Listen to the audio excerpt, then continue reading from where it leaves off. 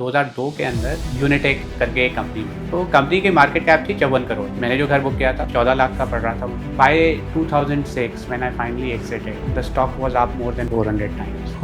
400x। आज के हमारे गेस्ट है गौरव सूद, एक रिनाउंड इन्वेस्टर, एंड आज हमने बात की है कि कैसे स्पेशल सिचुएशंस में आप पैसा बना सकते हैं। उन्होंने वेदांता का एग्जांपल देके समझा कि कैसे पैसे बन सकते हैं स्पेशल सिचुएशंस में। Because of this data center requirements, You're not building enough data centers. Data centers coming to your laptop. Enter the data center market. In 5 billion in fiscal 27. Memory chips की acute shortage हो गई है। Memory chips बनाने वाले बड़ी companies 3-4 ही हैं। जो सबसे बड़ी तो सैमसंग है, हाइनेक्स, ये कोरिया में। 2006 के बाद आपने नेक्स्ट मल्टीबैगर कौन सा बनाया? आशियाना हाउसिंग की किसी को कोई समझ नहीं थी, छोटे से लोग थे। ओपी गुप्ता फाउंडर थे जो बिहार से आए थे। तो मैंने जब उसका पता किया, मुझे एक इंटरेस्टिंग फैक्ट बताई कि ये लोग कैश नहीं लेते। डेली वॉल्यूम जो था उसमें से मोर देन 50% वो मैं ही खरीदता था। 4 महीने तक मैं उसको खरीदता रहा। तो 2007 में जाके आशियाना भी 100x।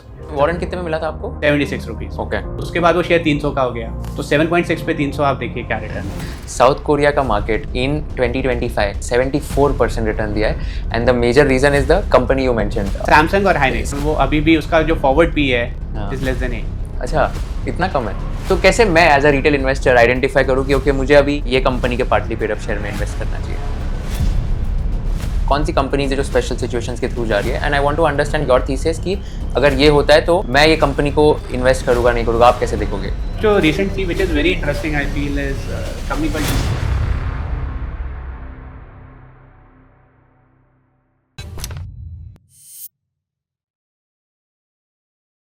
Just before we start, for people who don't know about you, तो आप उनको कैसे इंट्रोड्यूस करोगे? सो मैं एक इंजीनियर हूँ जिसने एमबीए किया था। मेरा एमबीए 99 में हो गया था। ओरिजिनली मैं शिमला से हूँ और अब गुड़गांव में सेटल्ड हूँ। और कुछ साल काम किया, 2006 में जॉब छोड़ दिया और वहाँ से इन्वेस्टिंग करता आ रहा हूँ। 2008 में बहुत मार खाई स्टॉक मार्केट में, कुछ नई बातें सीखी।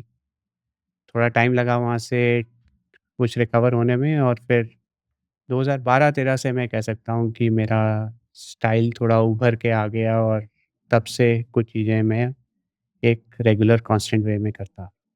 सो अभी आप फुल टाइम इन्वेस्टिंग करते हो? हाँ, मैं 2006 से फुल टाइम तो इन्वेस्टिंग आपको 20 साल हो गए 20 इन्वेस्टिंग साल हो करते गए। करते। हाँ, 20 साल हो गए। 2008 में आपने बताया बहुत मार खाई थी, क्या हुआ था एग्जैक्टली? ऑफ कोर्स सबको पता है ग्लोबल फाइनेंशियल क्राइसिस था, बट आपने बहुत पैसा खोया था, तभी क्या हुआ था? हाँ, मेरे लिए वो एक काफ़ी बड़ा ड्रॉडाउन आया था। मुझे पोर्टफ़ोलियो लेवल पर 75% तक का ड्रॉडाउन आ गया था। बाप रे! मतलब आपके स्टॉक के और प्राइसेस 75% डंप और थे। हाँ, मतलब कई सारी चीज़ें थी। उससे पहले पैसे इतने आसानी से बन रहे थे, तो लगता था कि हम कुछ गलत कर ही नहीं सकते। दूसरा था कि उस वक़्त एक अपॉर्च्युनिटी मिली थी उससे 1 साल पहले, जहाँ पे मुझे वारंट्स मिले थे। तो वारंट्स का स्ट्रक्चर इस तरह से होता है कि आपको लीवरेज मिल जाती है उसमें। तो मैंने अपनी हैसियत के हिसाब से ज़्यादा वारंट्स ले लिए, तो वो सारे आउट ऑफ मनी हो गए, उनमें मार खाई। और जनरली उस तरह से सोचा ही नहीं था कि शेयर इतने भी पिट सकते हैं। तो वो सारी चीज़ें आके एकदम कुछ मतलब मैं कहूँगा कुछ हफ्तों में ही हो गया। ये अक्टूबर 2008 मुझे अच्छी तरह याद है। उसमें जैसे निफ्टी जो इंडेक्स हम बेंचमार्क करते हैं, तो जो इंडेक्स है अपने हाई पॉइंट से लेके लो पॉइंट में 40% करेक्ट कर गया था 1 महीने के अंदर। तो वो सारी चीज़ें इतने डिस्टिंक्टिवली याद रहती हैं मुझे, और मैं अपना बिहेवियर उस वक़्त याद करता हूँ, तो वो एक काफ़ी मुश्किल टाइम लगता है मुझे। तो इसलिए अभी जो भी करता हूँ, वो चीज़ें समझ के करता हूँ। मैं थोड़ा अपने ड्रॉडाउन के ऊपर काफ़ी ध्यान रहता है, और जो भी मैं करता हूँ, ये सोच के करता हूँ कि कभी लाइफ़ में वैसे ड्रॉडाउन ना देखने पड़े। एक कहानी बताना चाहूँगा कि पैसे बने बट क्यों बने? तो जब 1998 में अगर आप देखिए, तो उस वक़्त टीएमटी का बुल मार्केट शुरू हो रहा था 99 में। तो मेरे पास थोड़े से, मैं उस वक़्त ट्यूशन पढ़ाता था। और थोड़े से पैसे थे, थोड़े से जो पैसे घर से आए थे वो बचाए थे। तो मैंने तकरीबन 50,000 के शेयर लिए थे। तो एक कंपनी थी जो पद्मिनी टेक्नोलॉजीज़, वो उसके मैंने 5,000 शेयर लिए थे ₹7 पे। पद्मिनी टेक्नोलॉजीज़, पहले उसका नाम पद्मिनी पॉलीमर था, ठीक है? अब टीएमटी की बात आई तो उन्होंने अपना नाम चेंज कर दिया पद्मिनी टेक्नोलॉजीज़ में। वहाँ पे नाम चेंज करने पे ही शेयर भाग रहे थे उस वक़्त। वहाँ पे लोगों ने बहुत सारी कंपनियों ने इन्फोसिस नाम जोड़ा या इन्फोटेक जोड़ा, उसी से शेयर हिलने शुरू हो गए। ये वो डॉट कॉम के ये टाइम था डॉट क्या? कॉम का टीएमटी बबल हुँ, था, टोटल डॉट कॉम बबल था। हुँ, तो ये होने लग गया और एनीवे मैंने शेयर दिए। वो उस वक़्त फिज़िकल शेयर होते थे तो ट्रांसफ़र डीड की लाइफ़ 1 साल होती थी। तो मेरी वाली ट्रांसफ़र डीड क्योंकि और ड्यूरिंग द लाइफ़ आपको शेयर को सिर्फ़ आपको ट्रांसफ़र करने के लिए आपको रजिस्ट्रार के पास नहीं भेजना पड़ता था। आप उसको शेयर को ब्रोकर को वापस दे दो और अपने साइन एंडोर्स कर दो, तो वो बियरर की तरह वो फिर से ट्रांसफ़र हो जाए। अब मेरे वाले में केस था कि 3 महीने बाद उसकी ट्रांसफ़र डीड की डेट एक्सपायर हो रही थी, तो मुझे वो भेजना पड़ा रजिस्ट्रार को ट्रांसफ़र करने के लिए। मैंने भेज तो दिए सब कुछ लिख के फिज़िकली, वो शेयर वापस ही नहीं आए। 6 महीने हो गए, 9 महीने हो गए, मैं लेटर लिखता रहा, वो 12 महीने हो गए, नहीं आया। मुझे लगा कि फ्रॉड हो गया है कि कुछ तो हो रहा है। बट ज़्यादा कुछ कर नहीं सकता था तो सोचा नहीं। अ, फिर एक फाइन डे वो ट्रांसफ़र हो गया, which was about 14-15 months after I had submitted them for transfer. वो ट्रांसफ़र हो गया आगे। अब वो सेलेबल थे और उस दौरान शेयर, वो ₹7 का शेयर ऑलमोस्ट ₹300 से ऊपर हो चुका। तो उस कारण के कारण मेरा फर्स्ट मल्टी बैगर बना है वो। वाओ! तो मुझे लगा कि यार ये तो बहुत ही बढ़िया है। तो that was another story that hook me on कि इतने छोटे से पैसे से वो पैसे बन गए थे। तो that event and the what I had read, तो मुझे लगा मुझे करना तो ये है। तो आपका मतलब 40 गुना पैसा हो गया 40 था गुना हो गया था वो time. On a small amount but उस वक़्त उस बुल मार्केट में तो यार शेयर 100 गुना, 500 गुना, 1000 गुना हाँ, भी हुए हैं। राइट। उसमें लोगों के फॉर्च्यून्स बने हैं, वो तो एक पागलपन था। वहाँ पे नाम चेंज करने पे शेयर 5 गुना, 10 गुना हो रहे थे। अभी भी आई थिंक एआई का वैसा ही है ना, बहुत सारे हाँ, कंपनीज़ जो एआई है का फिनोमेना ऐसा हो रहा है एआई डाल मतलब रहे हैं। वो कौन-सी कंपनी है मेमोरी वाली सीगेट हुँ, सीगेट है या कौन-सी है? One of the companies has gone up 50x in less than 14 months क्यों? कैसे? क्योंकि वो मेमोरी चिप्स बना रहे हैं स्टोरेज के। अच्छा, सीगेट नहीं है यार वो सैनडिस्क हाँ, सैनडिस्क का शेयर प्राइस देखिए आप। तो क्या हुआ है? Because of this data centre hmm, requirements memory chips की एक्यूट शॉर्टेज हो गई है और मेमोरी चिप्स बनाने वाले बड़ी कंपनीज़ 3-4 ही हैं। जो सबसे बड़ी तो सैमसंग है, हाइनेक्स ये कोरिया में and that is one of the big reasons कि Korean market has performed the या वे इट हैज़। मैं आपको एक और डेटा पॉइंट बताता हूँ जो मैंने अभी अभी देखा। इस बारी जो प्रोजेक्शंस हैं because of the rise in memory prices, Samsung के प्रॉफिट के projections are $250 billion for this year, for 2026। और ये 2025 में कितना था? 30 $30 बिलियन प्लस था। 7 गुना अच्छा, प्रॉफिट्स बढ़ने की बात है। 7x my God! बट इससे एक और इंटरेस्टिंग डेटा पॉइंट, पूरे इंडियन लिस्टेड मार्केट हुँ, का जो प्रॉफिट पूल है, जो हुँ, सारी लिस्टेड कंपनी है, that is less than 200 billion. Oh my God! So just think about the numbers we are talking about. ये पता है मैं आज मेरे म्यूचुअल फंड डिस्ट्रीब्यूटर के साथ मीटिंग था, सुबह ही था अभी बाय द वे तो फ्रेश है मेरे पास। साउथ कोरिया का मार्केट इन 2025 कैलेंडर ईयर जो 1st Jain 2025 to 31st December 2025 74% return दिया है and the major reason is the company you mentioned हाई आई थिंक ये सैमसंग और हाइनेक्स। सैमसंग और हाइनेक्स ये टॉप 2 मतलब सबसे बड़ी हाँ, कंपनीज़ इनका ये दोनों ही वेटेज है वहाँ मोर पे। देन 40%। हाँ, इनका वेटेज की वजह से साउथ कोरिया का इंडेक्स रोज़ बाय 74%। और वो अभी भी उसका जो फॉरवर्ड पी है हाँ, इज़ लेस देन 8। अच्छा इतना कम है? हुँ, बाप रे! so think what is happening. So anyway, coming back to where we were, तो मतलब you make money but because of entirely different reasons. या वो शेयर क्यों गया था? क्योंकि उन्होंने ट्रांसफ़र रोक दिए थे, तो सप्लाई बंद हो गई। किसी के पास सेलेबल शेयर ही नहीं थे जो दे सकते थे, तो कोई बेचने वाला था नहीं। बायर्स अब थे क्योंकि वो पद्मिनी टेक्नोलॉजीज़ हो गई थी अब। हुँ, तो उन्होंने उसी चक्कर में हो गया and I was just lucky to get the shares at a point हुँ। जहाँ पे मैंने बेच दिए and I got my first multibagger. So तो ये तो 2006 के भी पहले ना मतलब हाँ, हाँ, फर्स्ट ये मल्टीबैग तो यार ये 99 की कहानी है। Got it. तो इसके बाद जब आप प्रोफेशनली इन्वेस्टिंग करना शुरू किए हाँ जी। 2006 के बाद, तो तभी आपने नेक्स्ट मल्टीबैगर कौन-सा बनाया? एंड देन आपका इन्वेस्टिंग स्ट्रैटेजी और फिलॉसफी थोड़ा समझना है कि आप कैसे डिसाइड करते हो कि ओके ये 2-3 स्ट्रैटेजीज़ है मेरे एंड इसके बेसिस पे मुझे ये स्टॉक्स आइडेंटिफाई करने हैं। तो यार एक और चीज़ थी जिसने मेरे को इन्फ्लुएंस किया, वो कहते थे कि मतलब बफेट ओमाहा में क्यों बैठे हैं, वो न्यूयॉर्क वॉल स्ट्रीट पे क्यों नहीं बैठे? क्योंकि वो कहते थे बफेट अपने आप को ग्रुप थिंक से दूर रखना चाहते थे, वो अपना इंडिपेंडेंट थॉट प्रोसेस रखना चाहते थे। तो मैंने भी यही सोच के थोड़ा-सा सोचा कि मैं बॉम्बे भी नहीं आऊँगा जहाँ पे भी है। तो मैंने बॉम्बे नहीं, दिल्ली में ही जॉब पकड़ी। थी फाइनेंस की जॉब ही, मैं केपीएमजी कॉर्पोरेट फाइनेंस में चला गया था। या थोड़ी-सी कि वो कैसे डील्स करते हैं इन्वेस्टमेंट बैंकिंग की, कैसे वैल्यूएशंस होती हैं, तो वो सब समझने। तो वहाँ का एक्सपीरियंस अच्छा था। बट उस वक़्त इन्वेस्टिंग में क्योंकि मेरे को थोड़ी सक्सेस भी मिल गई थी, मुझे था कि मुझे करना तो यही है। तो मैं ढूँढ रहा था और इंसिडेंटली एक इंटरेस्टिंग बात यही है कि उस वक़्त अ, मैं ढूँढ रहा था 2002 के अंदर मुझे अ, यूनिटेक करके एक कंपनी मिली। तो यूनिटेक क्या था, मैंने 2002 में ही अपना घर बुक किया था यूनिटेक के ही प्रोजेक्ट में गुड़गाँव में। रियल एस्टेट कंपनी है। रियल एस्टेट कंपनी हुँ। थी यूनिटेक उस टाइम पे 2002 में। तो कंपनी की मार्केट कैप थी 54 करोड़, 54 करोड़। और मैंने जो घर बुक किया था 14 लाख का पड़ रहा था मुझे।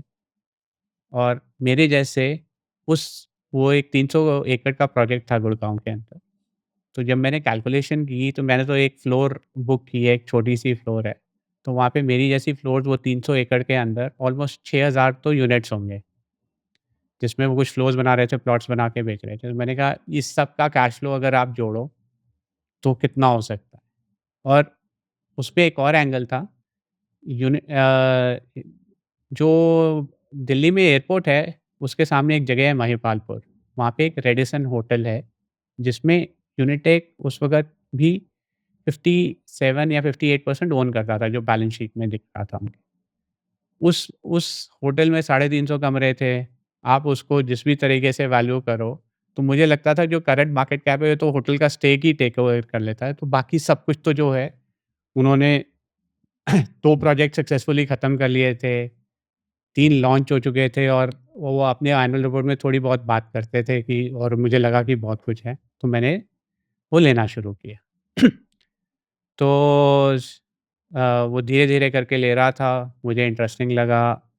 और मैं उस वक़्त मुझे था कि मुझे नेटवर्किंग करनी है, तो मैं और इन्वेस्टर से भी बातें करने की कोशिश करता था। तो मैंने एक याहू ग्रुप बनाया था, जहाँ पे अपने व्यूज़ शेयर करता था।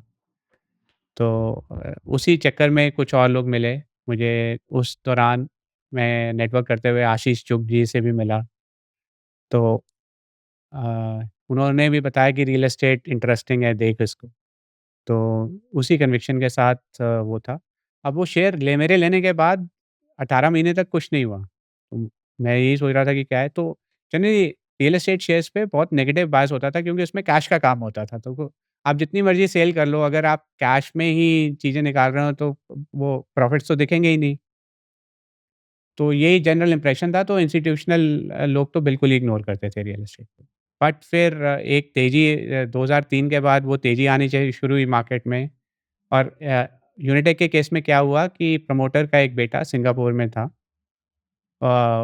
सॉरी, वो यूएस से पढ़ के वापस आ रहा था और उसकी एम्बिशन थी कि करने की। तो उसने क्या किया कि उसने एक और ग्रुप प्रोमोटर्स थे, उनको बाय आउट कर दिया। इनफैक्ट उसने स्वैप में उनको रेडिसन होटल दे दिया और खुद वो ले आया, और कुछ ही किसी हेज फंड के साथ उसने बात की होगी कि स्टेक बढ़ाते हैं, and the stock started hitting circuits. उसमें सर्किट ऐसे लगे हैं कि वो उस वक़्त इफ आई रिमेंबर करेक्टली, क्योंकि उसमें स्प्लिट बहुत हो गए थे, एक शेयर के 65 शेयर हो गए थे, तो I have to do the maths. But वो शेयर सर्किट पे ही ऑलमोस्ट 30 गुना बढ़ गया, 30 टाइम्स ऑन सर्किट। तो सर्किट था तो आपको कुछ करने की ज़रूरत ही नहीं थी। तो वो हो गया। तो वो जब सर्किट से हटना शुरू किया, मैंने थोड़ा-थोड़ा बुक किया। और फिर over time, so by 2006 when I finally exited, तो the stock was up more than 400 times. Oh, 400x। हाँ, और मुझे wow. On a blended basis तकरीबन 80-90 एक्स रिटर्न मिल गए। वो इन्वेस्टमेंट शुरू में छोटी थी क्योंकि हम्म।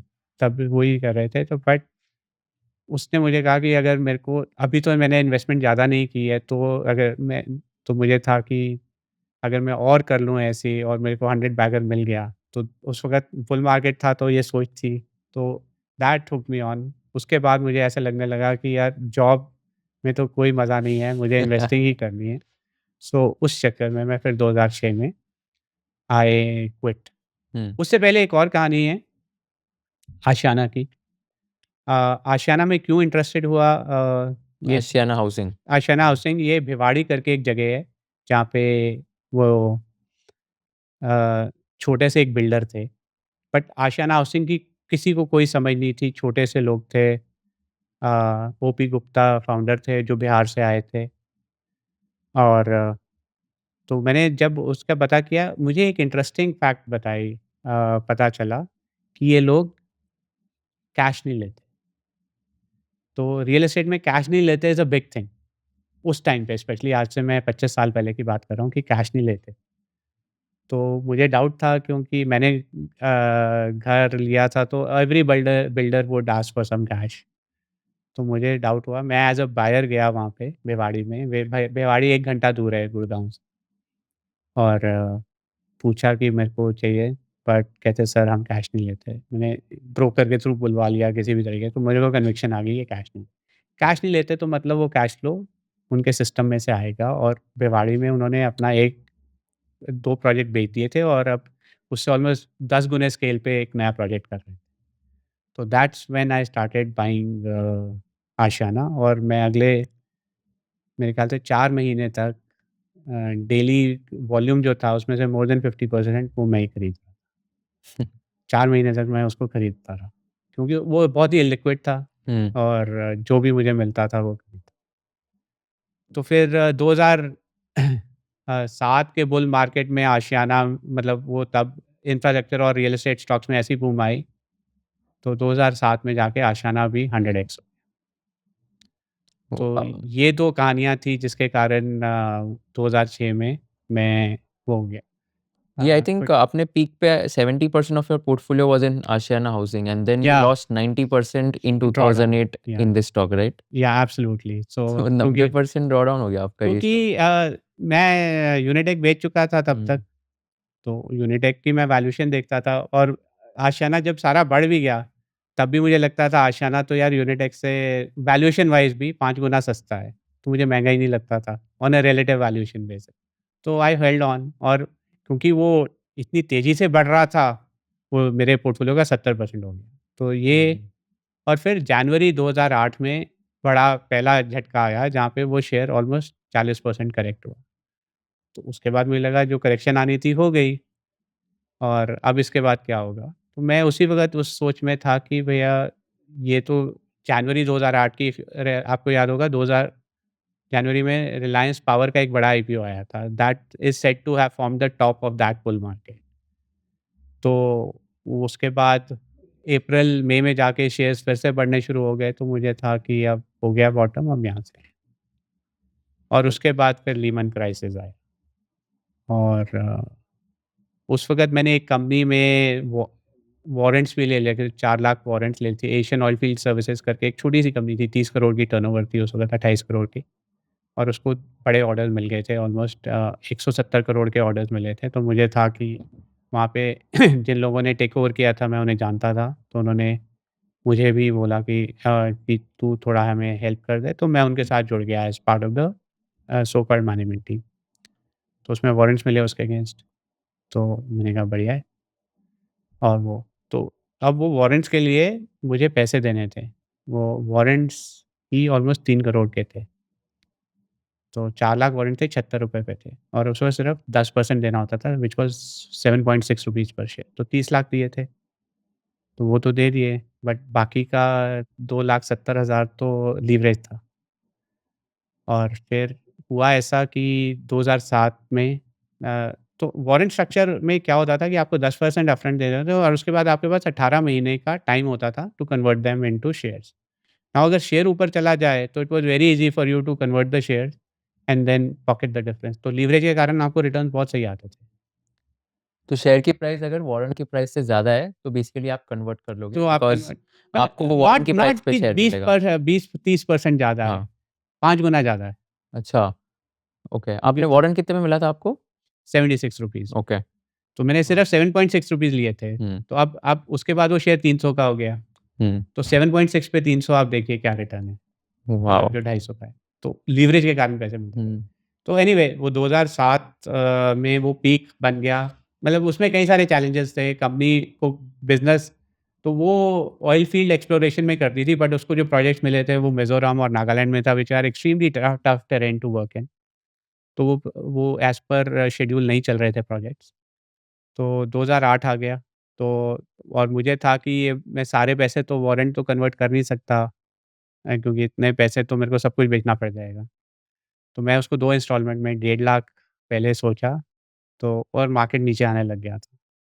तो मेरे को एडवाइस भी किया लोगों ने कि चीज़ें डी ठीक नहीं लग रही मत कर। तो मैं एक मेंटर मानता हूँ एक जने हैं रोहित गुप्ता। उन्होंने मेरे को बोला भी कि ये चीज़ों में मत घुस कि चीज़ें अभी डाइसी है बट मैंने उनकी सुनी नहीं मैंने कन्वर्ट करा लिया है। वो ₹158 में कन्वर्ट कराए which was pretty huge amount for me for 1.5 lakh share के लिए प्लस ऑलमोस्ट 1,20,000 1 करोड़ 20 लाख दिए और वो कन्वर्ट करा लिए। और उसके बाद वो शेयर मार्केट टूटना शुरू हो गया। तो अब आप ये देखिए कि जुलाई के अंदर मैंने लाइफ़ में उससे पहले लीवरेज नहीं ली। मैंने कभी भी बैंक से लोन नहीं लिया, कुछ नहीं लिया। तो जुलाई 2008 में अब मैं लीवरेज के साथ हूँ because part of the portfolio is that. और उससे पहले पैसे इतने आसानी से बन रहे थे कि मेरे पास कुछ भी पैसे आते थे। मेरे पास अगर 10,000 भी आए ना तो वो अगले दिन सैलरी जिस दिन आती थी उससे अगले दिन वो शेयर में लग जाते थे। तो मेरे पास सिवाय जो घर था जिसमें लोन चल रहा था, उसके अलावा मेरे पास कोई एसेट नहीं था सिवाय शेयर्स। तो मैं I was so much enamoured by it और उसमें ऑल इन था बेट। फिर जुलाई में लीवरेज आ गई और उसके बाद अगस्त में द फर्स्ट बियर स्टर्न्स की बैंक्रप्सी हुई और फिर लेमान क्राइसिस सितंबर में आ गया। इस कौन-सी क्राइसिस हुई थी? Bear Stearns was the first company that went bankrupt अच्छा, in the US। ये मैं आई एम टॉकिंग अबाउट 2008 हुँ, की जुलाई से लेके ये ओके। स्टोरी शुरू हो गई थी। लेमन के पहले एक और बैंक था एक जो एक बैंक कंपनी जिसको बैंकरप्ट होने दिया था ओह! और that further created this domino effect okay. जिसमें बियर स्टर्न्स उसके बाद लेमन वेंट बैंकरप्ट। ये भी बैंक ही थी क्या? हाँ, हाँ, यस, बैंक्स ये these were investment banks in US okay. जो which were working on high level वो एक अलग कहानी है। बट उसके कारण फिर अक्टूबर आया और मेरे जो मैंने आपको पहले भी बताया कि index itself corrected 40%। Portfolio got rogered in a way that was never I never even imagined. तो नेट-नेट ये था कि पोर्टफोलियो लेवल पे 75% का ड्रॉडाउन था, नेट वर्थ लेवल पे 70% का ड्रॉडाउन था and I my confidence was shattered. मुझे कुछ नहीं समझ आ रहा था क्या होना। और मैं जाता था, स्क्रीन के सामने देखता था ये हो रहा है। सारा दिन स्क्रीन को देखता रहूँगा, कोई एक्शन नहीं लिया, कुछ नहीं किया और टेंशन लेता रहता था। तो it changed my behaviour, it changed so many things around me. और फिर नवंबर में जाके क्या किया मैंने जो शेयर्स बचे थे, वो बेचे। 30 लाख की एक जो आए वो उसकी एफडी बनाई और वो एफडी आज तक पड़ी है मेरे पास। जस्ट टू हाइलाइट कि जब चीज़ें गलत जाती है तो आप कितना इरैशनल बिहेव करना शुरू कर देते हो। लो पॉइंट पे जाके मैंने ऑलमोस्ट अपना 20-22% का पोर्टफोलियो लिक्विडेट करके उसकी एफडी बना दी कि ये पैसा तो सेफ है, कि मैं इसके इंटरेस्ट से ही जी हुँ। लूँगा। आई थिंक होता है काफ़ी बार like once you experience big losses in the markets then you take to some decisions which this are was one of the not most rational. Irrational decision that I could think of but वो FD इसीलिए पड़ी है just to remind me कि how this is and much later a friend of mine again Manoj Dua eh, introduced me to this term called uncle point. So what is uncle point? So uncle point. Uncle point. So fascinating. Uncle point is a concept where सबकी ना psychology pen लेने की अलग है। किसी में जिसका speculative instinct ज़्यादा है, वो ज़्यादा बड़े ड्रॉडाउन्स ले सकता है, जिसकी कम है, वो है। You know about the concept, जो लोग रिटायर होते हैं जॉब के बाद, अपने सारे पैसे एफडी में रखते हैं। क्यों? क्योंकि उन्हें पता है कि एफडी में कभी पैसे घटेंगे नहीं, बढ़ेंगे ही। तो इसलिए सबका है, बट वो ये नहीं देखते कि एफडी में मेरे को पहली बात 6-7% का रिटर्न आ रहा है, और दूसरी बात कि उसपे मैक्सिमम टैक्सेशन है। तो मेरा आफ्टर टैक्स तो रिटर्न 4 साढ़े 4% का है, तो उसपे मैं इन्फ्लेशन को भी नहीं बीट कर रहा। बट उनको है कि मेरा पैसा जो नंबर है वो घटेगा नहीं, ठीक है? तो उनका रिस्क थ्रेशोल्ड बहुत कम है, and then they are the other side which are the Gen Z young people. उनको वो बिटकॉइन भी ले रहे हैं, वो क्रिप्टो भी ले रहे हैं, वो कुछ भी करने के लिए तैयार हैं, because their appetite for risk is at another level, and then the entire population is somewhere in between. So uncle point is that threshold where जब उतना ड्रॉडाउन आ जाए, तो आपकी नाव हो जाती है। आप कहते हो बस इसके बाद ये तो मैंने कभी सोचा नहीं था ये। नाउ गौरव और कुशाल हैं अगर, अब गौरव इज़ एक्सट्रीमली रिस्क अवर्स, वो कहता है कि मैंने शेयर लिए, अब मेरे पोर्टफोलियो पे 20% का ड्रॉडाउन हो गया, that is my outer limit, मैं उससे ज़्यादा चाहता ही नहीं। कुशाल कहता है कि नहीं, मैं तो अभी यंग हूँ, मेरे को बहुत कुछ करना है, तो मैं तो कहीं ज़्यादा रिस्क लेता हूँ, तो अकॉर्डिंगली मैं ब्लू चिप स्टॉक्स ले रहा हूँ, कुशाल एसएमई स्टॉक्स ले रहे हैं जो नई लिस्टिंग्स हैं, तो वो कर रहे हैं। अब मार्केट में करेक्शन आती है, तो वो 20% आ जाती है, 30% आ जाती है। तो खुशहाल कहता है 30% ठीक है यार, डाले हैं तूने, बट 40 हो जाती है, 50 हो जाती है। मेबी जब 60 हो जाए, 70 हो जाए, तो खुशहाल भी बोलेगा मैंने क्या किया यार? अपनी लाइफ सेविंग में ऐसे डाल रहा हूँ और फिर सोच भी नहीं रहा। तो एक टाइम पे खुशहाल को भी टेंशन आ जाएगी। तो जिसको जिस पॉइंट पे वो टेंशन आ जाती है, जो उनकी रैशनल सोच को इरैशनल करने पे आ जाता है, वो उसका अंकल पॉइंट है। तो वो अंकल पॉइंट सबका है, बट जब तक टेस्टेड नहीं है, तो उनको पता नहीं है कि क्या है। आपका अंकल पॉइंट क्या है? मेरा टेस्ट हो चुका था। 2008 में अच्छी तरह टेस्ट हो गया। तो उसके बाद से जो भी मैं करता हूँ, मुझे अपने ड्रॉडाउन्स पे बहुत, मैं वर्स्ट के सिनेरियोज़ के टर्म में सोचता हूँ। मुझे हमेशा होता है कि ड्रॉडाउन क्या आ सकता है, and that has kind of moulded my allocation strategies, my investment strategies, and how I even build my portfolio. तो ये अंकल पॉइंट का कॉन्सेप्ट मेरा बिल्कुल टूट गया था 2008 में, और वहाँ से उसको वापस लाने में बहुत टाइम लगा, to hmm. Get the confidence back to get into the market in a serious way. उसके बाद कभी हुआ है कि आप आपके अंकल पॉइंट पे नहीं, वापस? कभी भी नहीं हुआ, कभी भी। उसके बाद तो मतलब नॉट इवन रिमोटली, हुँ। मतलब उसके बाद जो सबसे स्ट्रेसफुल टाइम रहा होगा मेरे ख्याल से मार्च 2020 ही है, कोविड का। बट उसमें तो कोई टेंशन नहीं थी मुझे। कैसे? बट क्योंकि मैं हाँ, ये शायद मैंने एंगल बताया नहीं, तो मैं आपको थोड़ी-सी जर्नी हुँ। पीछे जाता हूँ। तो 2008 के बाद मार आ गई। अ, मार्च 2009 में मैंने जॉब ढूँढनी शुरू की, क्योंकि मुझे लगा कि यहाँ से तो पैसे बन नहीं सकते और खोएँगे। मैंने मार्च 2009 में जॉब ढूँढनी शुरू की। मुझे आज अभी तक भी याद है कि नया मैंने सूट लिया कि भैया इंटरव्यूज़ फिर से जाना है, करना है, और मैंने इंटरव्यूज़ भी दिए।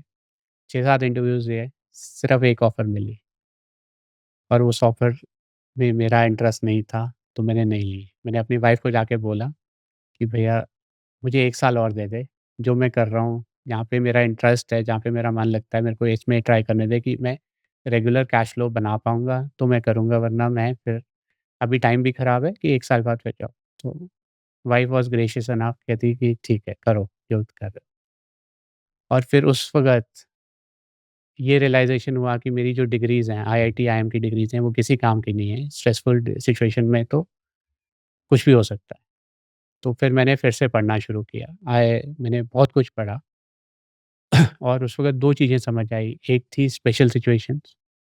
ये स्पेशल सिचुएशंस होती हैं, अनदर टर्म इसका है रिस्क आर्बिट्राज। यहाँ पे आप कॉर्पोरेट एक्शन आता है, चाहे किसी कंपनी ने एक दूसरी कंपनी को खरीदना है, जिसे मर्जर बोलते हैं, या फिर एक कंपनी के 2 टुकड़े हो रहे हैं, डीमर्जर, जैसे अभी वेदांता में हो रहा है। या फिर एक कंपनी ने दूसरी को खरीदा है और उसके लिए ओपन ऑफ़र आई है। तो वो कह रहे हैं कि हमने प्रमोटर से तो शेयर्स ले लिए, बट बाकी जो शेयर होल्डर्स हैं उनके लिए ओपन ऑफ़र आती है। और वैसे ही टेंडर बायबैक, राइट्स इश्यूज़, ये सारे जो कॉन्सेप्ट हैं which are driven by one corporate announcement which involves money. और उस अनाउंसमेंट के कारण मार्केट प्राइस क्या है वर्सेस उस अनाउंसमेंट के कारण जो चीज़ें होंगी, उसके जो डिफरेंशियल को आप खेलते हो। उसमें इस तरह की स्ट्रैटेजीज़ में 100% श्योरिटी नहीं है पैसे बनाने की, but there is a high probability that you will make some kind of money. कितना बनेगा वो नहीं पता, लॉस भी हो सकता है, ऐसा नहीं है कि नहीं हो सकता। But if you are doing your analysis properly then 9 out of 10 times you are going to make money. तो ये एक रिस्क आर्बिट्राज का कॉन्सेप्ट है जो यूएस में जोएल ग्रीनब्लैट इसके बारे में काफ़ी बात करते हैं थे, पहले करते थे। तो वो एक सीखी, मुझे लगा कि वहाँ से एक इनकम बनी हो सकती है। दूसरी चीज़ जो मैंने सीखी वाज़ ऑप्शंस के around a strategy called covered calls. तो वो भी एक स वहाँ पे क्यों इंटरेस्ट आया, क्योंकि उस वक़्त पढ़ रहा था, तो पता चला कनाडा के अंदर एक लेडी हैं, एक छोटे से शहर में कनाडा के। She used to run a website called Fully Informed. She was like a middle age lady in her late 40s and he she was trading options एंड उसका एक वेबसाइट थी फुली इन्फॉर्म्ड। और उसपे वो बताती होती थी कि मैं क्या कर रही हूँ, कैसे कर रही हूँ और मैं क्या। मैंने वो पढ़ा and I just got fascinated and I went through उसकी जो हिस्ट्री है 6-7 साल की, सारे पोस्ट पढ़ लिए, सब कुछ पढ़ लिया and it formed a picture in my mind. A, I won't describe it in too much detail because वो एक अलग ही टॉपिक हो जाता है। बट वहाँ से मुझे एक स्ट्रक्चर समझ आया कि मैं इस तरह से काम कर सकता हूँ और यहाँ पे एक स्टेडी स्टेट में इनकम आ सकती है। तो एक वो किया और एक special situation, these were the 2 things. But my confidence was so shattered कि मैंने शुरू-शुरू में इतनी छोटी-छोटी क्वांटिटीज़ से किया कि मतलब बहुत ही छोटे रिटर्न्स मतलब आ रहे थे। मेरा रिस्क कैपिटल तो बहुत लिमिटेड था। मेरी एलोकेशन लकीली मैंने आशियाना में कुछ नहीं बेचा था, तो I stuck held on to it और and then I waited for things to happen. So और मेरा फिर धीरे-धीरे करके 2012 आया, 13 आया। 13 में जाके थोड़ा कॉन्फिडेंस आया क्योंकि स्पेशल सिचुएशन में पैसे बनने शुरू हो गए थे। You could easily make 25-30% a year on those. So special situations का एक और बोलता हूँ कि एक ट्रेड के अंदर आपके रिटर्न ज़्यादा नहीं बनेंगे। 1, 2, 3, 5% बनेंगे।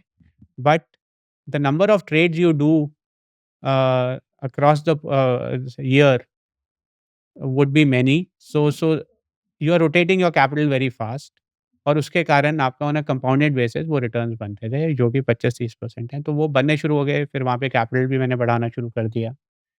तो वहाँ से पैसे बनने शुरू हो गए and finally I would say by 2013-14 I got my confidence back to again start digging deeper and doing things and allocating money. But इसके कारण ये हो गया था, अब मैं कंसंट्रेशन के टर्म में तो मेरे को डर लग गया। तो then there was this other side कि अगर अब मार्केट मेरे दिमाग में तब से था कि शेयर इतने पिट गए हैं, तो जब शेयर थोड़े बढ़े, 5 गुना हुए, 10 गुना हुए कुछ शेयर मेरे 2014 में, तो वो आपको याद होगा 2013 में मोदी जी नॉमिनेट हुए थे as a prime minister from BJP. 2014 के अंदर वो बन भी गए व्हेन तो मार्केट रैली हुआ था। मैंने जो शेयर्स मेरे जो रैली कर गए थे, वो उनको बेचना शुरू कर दिया और उनको सिर्फ़ एफडी वो बेसिकली डेट फंड या एफडी में डाल के छोड़ दिया। क्यों? कि ये कैश कॉल है, अब मेरे को हो गया है कि मैंने म वहाँ पे सोच मेरी क्या थी कि मैंने एक शेयर लिया है, मैंने ये सोच के लिया है कि ये 3 साल में डबल हो गया। अब 1 साल में डबल हो गया है, तो मेरे रिटर्न्स प्रीपोन हो गए हैं। तो अब मैं क्यों रिस्क लूँ? तो अब मैं अपने रिटर्न्स को रिस्क फ्री एफडी में बनाता हूँ और फिर जब मार्केट करेक्ट करेगा तो मैं फिर से डालूँगा। तो in in effect this was a call on timing the market. तो धीरे-धीरे करके ये बेचता गया, कुछ और लेता नहीं गया। तो बाय 2016 तक मेरे पास 40% कैश हो गया था पोर्टफ़ोलियो।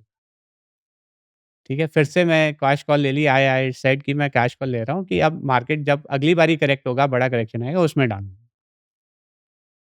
ये सोच के I was very content in what I was doing and then 2020 March came finally correction आई। इंडेक्स में भी उस वक़्त भी मार्च में index materially corrected in a very big way. First of all मुझे टेंशन नहीं थी क्योंकि मुझे पहले पता था कि ये 40% तो बाहर है, इससे मेरा काम आराम से चलता है, तो टेंशन नहीं थी।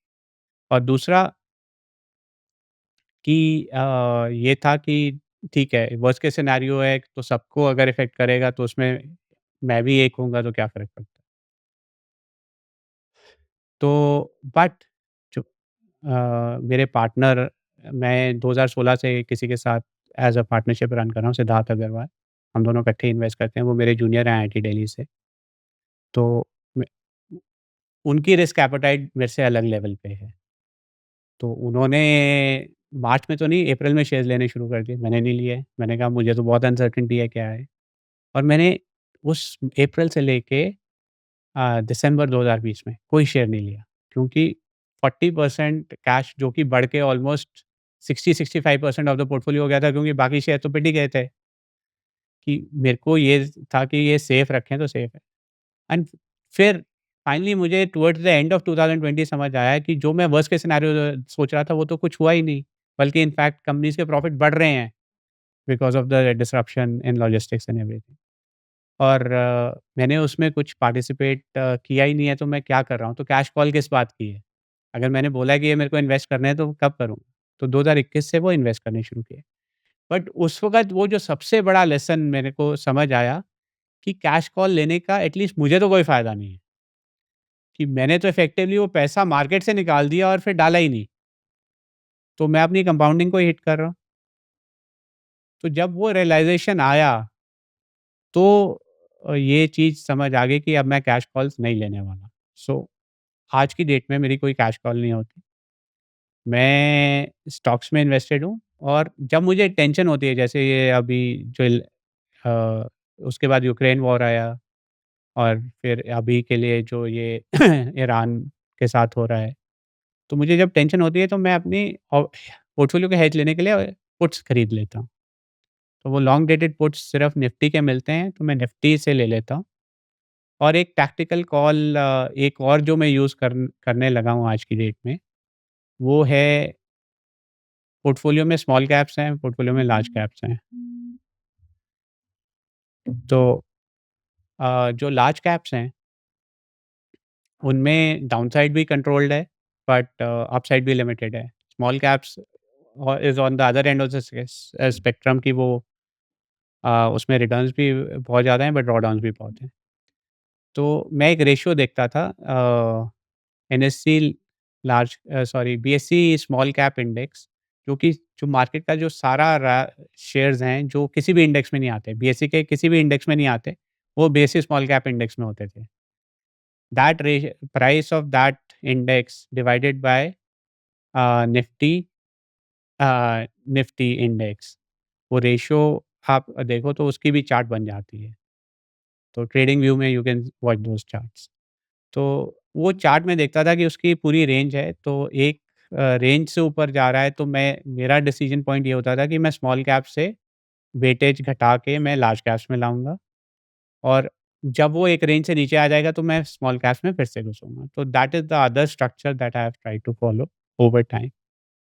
तो अब ये हो गया है कि मुझे कैश कॉल नहीं लेनी, ये सोच में आ गया है कि मेरी कोई ज़ीरो एबिलिटी है मार्केट को प्रेडिक्ट करने की। तो यहाँ पे the whole idea is to be prepared, not predict what things are going to happen. So Harvard marks का एक फेमस ये कोट है टू प्रिपेयर नॉट प्रेडिक्ट। तो मैं भी बिल्कुल उस मोड में आ गया हूँ कि आप मेरे से आज पूछोगे कि मार्केट ऊपर जाएगा, नीचे जाएगा, मैं कहूँगा मुझे नहीं पता। बट मार्केट क्या करेगा मुझे पता है, मैं क्या करूँगा उसके so I just try to react to what the market is doing. So दोनों केसेस में थोड़ा डीप डाइव करते हैं। स्पेशल सिचुएशंस एक आपने बोला और एक कवर्ड कॉल स्ट्रैटेजी बोला। हाँ कवर्ड कॉल जी। Also although it's little technical but may be briefly अपन थोड़ा श्योर, श्योर। डिस्कस कर सकते हैं। बट स्पेशल सिचुएशंस में पहले बात करते हैं। हाँ जी। अभी एट करंट इन 2026 या अभी के प्रेज़ेंट के हिसाब से कौन-सी कंपनीज़ है जो स्पेशल सिचुएशंस के थ्रू जा रही है? And I want to understand your thesis कि अगर ये होता है तो मैं ये कंपनी को इन्वेस्ट करूँगा, नहीं करूँगा, आप कैसे देखोगे? सो मतलब मैं हाँ, मतलब स्पेशल सिचुएशन में आपको बताता हूँ। एक मैं थोड़ा-सा आपको हाइलाइट करना चाहता हूँ कि मेरी जो सोच है हमेशा, मैं I try to think contrarian. तो मैं ग्रोथ इन्वेस्टर नहीं हूँ, मैं वैल्यू इन्वेस्टर हूँ, if you can think in those terms. तो जब शेयर पिट जाते हैं, आउट ऑफ फ़ेवर चले जाते हैं, तब मेरा इंटरेस्ट आता है। ग्रोथ इन्वेस्टर, वैल्यू इन्वेस्टर में क्या फ़र्क होगा? यार ग्रोथ इन्वेस्टर वो होते हैं who are trying to buy shares which are doing very well right now. And because they are doing very well, whether it's terms of sales growth, profit growth, or market interest, तो जब ये होगा तो popular stocks हैं वो, तो उनकी valuations भी हाई होंगी। बट तो ग्रोथ इन्वेस्टिंग में क्या होता है कि आप बोलते हो कि आगे भी ये इसके प्रॉफिट डबल हो जाएँगे 1 साल में, 2 साल में, ये है। तो उस वक़्त आप you tend to buy those shares जिसमें ये बहुत सारे इवेंट्स होने वाले हैं और पॉपुलर हैं, but because they are popular वो महँगे भी बहुत हैं। तो you are not worried about कि मैं किस रेंज में खरीद रहा हूँ। यू आर सेइंग कि भैया जो आज महँगा लग रहा है because of the growth in earnings वो कल को सस्ता लगेगा और वो उस आगे 2 साल की वैल्यूएशन में आज की डेट में सस्ता है, तो इसलिए जब वो अर्निंग्स आ जाएँगी तो शेयर मेरे को रिटर्न्स आ जाएँगे। तो वो ग्रोथ इन्वेस्टिंग। वैल्यू इन्वेस्टिंग ये है कि जब शेयर्स में पिट जाते हैं। क्यों? क्योंकि उनकी अर्निंग्स गायब हो गई। कमोडिटीज़ में बहुत ज़्यादा होता है कि भैया प्राइस टूट गई, तो सडनली अच्छे प्रॉफ़िट आ रहे थे, तो प्रॉफ़िट ही गायब हो गए या लॉसेस आने शुरू हो गए। तो फिर जब लॉसेस आ रहे हैं तो शेयर पिटेंगे। तो उस वक़्त आप देख रहे हो कि शेयर बुक वैल्यू से भी नीचे आ चुका है। बुक वैल्यू का मतलब है एटलीस्ट रिटेन्ड अर्निंग्स जो थी आज की डेट में उससे भी नीचे ट्रेड कर रहा है। तो जब बुक वैल्यू से नीचे हो रहा है तो मेनी टाइम्स इसका मतलब है कि जो एसेट्स कंपनी के अंदर हैं, वो अगर आज की डेट में बनाने लगो, तो उससे महँगे ही लगेंगे। तो आप उसको डिस्काउंट पे खरीद रहे हो। तो उसको सो कॉल्ड वैल्यू हुँ। इन्वेस्टिंग कहते हैं। मतलब बट ये एक कहने का तरीका है। मैनी पीपल आर्ग्यू कि ग्रोथ और वैल्यू इन्वेस्टिंग में डिफरेंशिएट नहीं करना चाहिए because you are trying to look for your margin of safety. वो ग्रोथ इन्वेस्टिंग में भी हो सकता है कि शेयर महँगा है, बट शायद इतना महँगा नहीं है, गिवन कि कैसे उसकी अर्निंग जैसे NVIDIA is a classic case. NVIDIA is the most expensive or the largest market cap stock globally right now. ठीक है? बट जिस तरह से उसकी अर्निंग्स ग्रो कर रहे हैं, देयर इज़ अ आर्गुमेंट कि वो अभी भी बहुत सस्ता है, there are enough people who are buying it. And there is the other argument कि ये सारे प्रॉफिट्स इन्फ्लेटेड हैं, जैसे ही कॉम्पिटिशन आएगा ये प्रॉफिट्स वैनिश हो जाएँगे। आपको क्या लगता है? मतलब मुझे लगता है कि कॉम्पिटिशन सूनर और लेटर आएगा। मतलब I will not be the guy who is going to buy the likes of NVIDIA। Why? Uh, because one मुझे लगता है कि दे फाउंड अ निश। उस निश के अंदर बिकॉज़ ऑफ एआई डिमांड उस निश की बहुत वैल्यू हो गई और वो उन इस वक़्त वो कुछ जो भी प्राइस बोल रहे हैं उनको मिल रहा है और डिमांड इतनी ज़्यादा है कि there is an auto buy. But जब इतनी डिमांड हो जाती है it attracts competition. So other companies are scrambling to build similar chipsets. So they might be behind them, but doesn't mean कि कोई और इनोवेशन नहीं आएँगी जहाँ पे कोई और उनसे मतलब टेक्नोलॉजी में तो ये होता ही है। तो it's a matter of time in my mind. I could be right, I could be wrong. ये तो यार दीज़ आर ऑल ओपिनियंस। तो बट मुझे इतना पता है कि मैं नहीं लूँगा Nvidia and but the world would want to buy it and there is the streak of contrarianism in that sense. So तो या कमिंग बैक, सो आप बोल रहे थे ग्रोथ इन्वेस्टर, वैल्यू इन्वेस्टर। हाँ, तो ठीक है, तो मैं कॉन्ट्रेरियन टर्म में सोचता हूँ, तो जैसे अभी एक एग्ज़ाम्पल देता हूँ कि वेदांता का शेयर था, वो शेयर काफ़ी because of the past misdeeds of the promoter मतलब उन्होंने कई सारे किए थे, तो वो एक कमोडिटी था पहली बात, aluminium, zinc oil and gas, iron and steel ये सारे उसमें वर्टिकल्स थे उसके, तो वो शेयर नीचे पिट रहा था। And then there was a failed delisting also that happened and people were just not happy without it. तो जनरली कमोडिटी स्टॉक्स के हिसाब से भी वो काफ़ी सस्ता ट्रेड होता था because of the promoter antecedents. Then suddenly they announced कि हम अपनी कंपनी को 6 पार्ट्स में डिवाइड कर रहे हैं और हर एक अलग कंपनी को हम लिस्ट करेंगे। मतलब that became a trigger point. I checked on the valuations, they were pretty cheap and then I heard also this view around aluminium कि मतलब जैसे as a commodity I felt कि एल्यूमिनियम इंडिया में structural advantages भी हैं and there very few companies जो aluminium के अंदर स्केल पे इंडिया में काम करती है। तो थीसिस बीइंग इज कि national aluminium, Hindalco and Vedanta are the only 3 companies. और नेशनल एल्यूमिनियम गवर्नमेंट कंपनी है, सो उसको वो सारी चीज़ें पहले से मिली हुई थी, but it's not the most efficient. Hindalco downstream पे ज़्यादा फ़ोकस कर रहा था, अपस्ट्रीम पे नहीं कर रहा था and Vedanta has the largest capacity in India in aluminium and it was very, very under priced और इसमें नया कॉम्पिटिशन आना भी मुश्किल था। तो that was my contrarian view. The market view was कि प्रमोटर अच्छा नहीं है, तो institutional investors totally ignored the company. तो वो it was trading at close to $300 just 2 years back.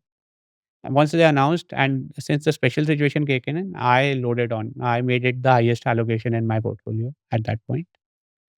Since then, their demerger had many ups and downs. जो वो 1 से 6 कंपनियाँ करने वाले थे, उनमें से एक को अप्रूवल ही नहीं मिला, तो उन्होंने 1 की जगह 5 कंपनीज़ किया। तो उसके कारण डिलेज़ आए।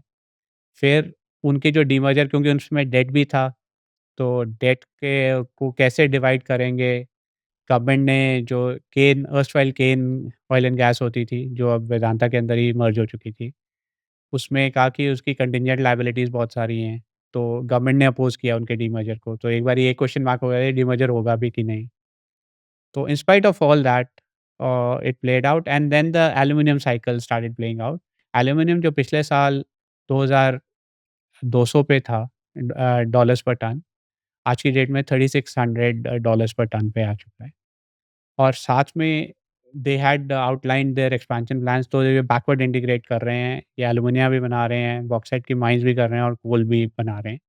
तो their cost of production of aluminium is going down, the aluminium capacity is being increased and then on the other side the aluminium prices have increased. So उसके कारण ये सारे एस्पेक्ट्स को प्ले करते हुए अच्छा एक एंगल बताना भूल गया, जो वेदांता रिसोर्सेज़ जो पेरेंट कंपनी है, उसके पास डेट बहुत सारा था, तो देयर वाज़ दिस इश्यू कि ये डिफ़ॉल्ट करेंगे। तो तो उसके कारण भी there was this big overhang. But क्योंकि पेरेंट कंपनी को इतने पैसे चाहिए थे डेट को सर्विस करने के लिए, तो वेदांता यूज्ड टू पे huge dividends.